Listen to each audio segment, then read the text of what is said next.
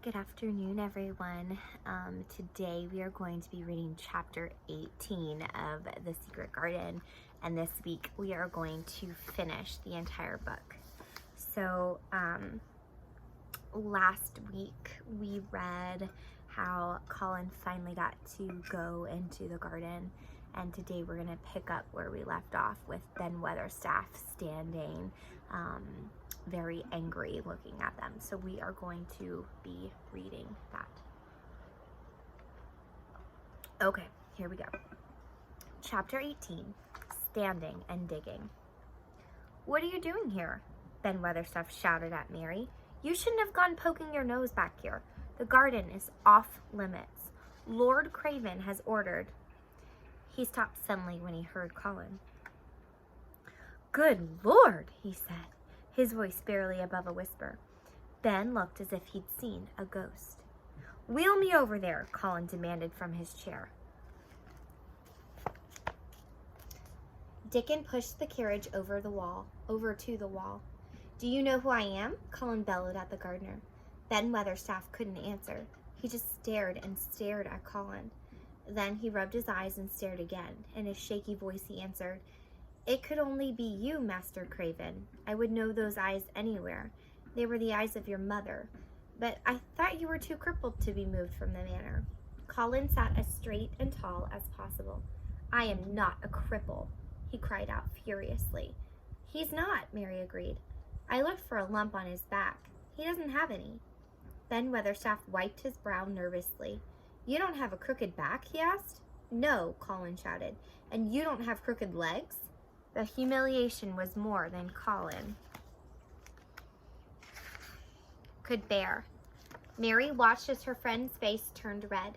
She knew that being accused of having crooked legs was bound to make Colin wild with anger. She silently prayed that he wouldn't have another fit. Instead of screaming at Ben Weatherstaff, Colin surprised them all by pulling the blankets off his legs. "Dickon," he called out, "come here." Dickon ran to his friend. Mary watched as Colin grabbed Dickon's arm and hoisted himself out of the chair. She held her breath when Colin's feet touched the ground. Then she smiled from ear to ear. Colin was standing upright. "Look at me," Colin cried to Ben Weatherstaff. "Just look at me." "He's as straight as I am," Dickon called out. "He's as straight as any boy." Mary looked up at Ben Weatherstaff and was surprised to see he was crying.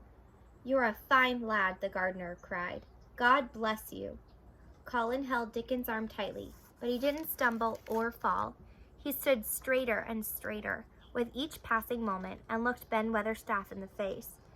"I'm your master when my father is away," he said, "and you are to obey me. This is my garden. You cannot tell anybody about it. Get down from your ladder and come into the garden. You will have to be let in on our secret." When Ben Weatherstaff was out of sight, Colin turned to his friends. "I can stand," he said proudly. "I knew you could," Dickon cheered. "You just had to stop being afraid," Mary added. Colin beamed at his friends and drew himself up even straighter. "I'm going to walk to that tree," he announced, pointing to a tree a few feet away. "I want to be standing there when Ben Weatherstaff comes." Colin walked to the tree, and though Dickon held his arm, he stood strong. He held himself straight so he looked tall. "Look at me," Colin called to Ben Weatherstaff. "Do you see a boy with a crooked back? Do you see a boy with crooked legs?" "No, sir," Ben Weatherstaff replied. Colin cleared his throat. "This is my garden now," he said. "I will come here every day, but it is to be kept a secret. My orders are that no one is to know if we come here. Dickon and my cousin have worked hard to make this garden come alive. I don't want to spoil it for them." Ben Weatherstaff nodded and looked around. "Your mother loved this garden, so," he said quietly. "She once told me, 'Ben, if I'm ever ill or go away, you must take care of my roses.' And I did.